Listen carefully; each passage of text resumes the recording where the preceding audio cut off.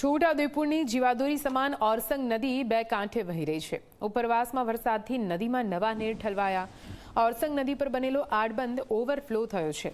ઓરસંગ નદી બે કાંઠે વહેતા ખેડૂતોમાં ખુશીનો માહોલ જોવા મળ્યો।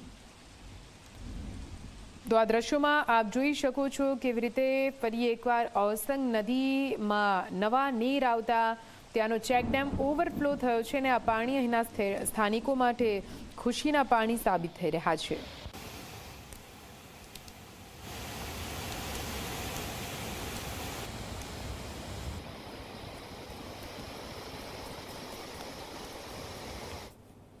છોટાઉદેપુર જિલ્લામાં સતત 4 દિવસથી ધોધમાર વરસાદ વરસી રહ્યો છે તેમજ ઉપરવાસમાં જે વરસાદ વરસી રહ્યો છે જેને લઈને છોટાઉદેપુરમાંથી પસાર થતી જે ઓરસંગ નદી છે તે ઓરસંગ નદી બે કાંઠે વહેતી થઈ છે।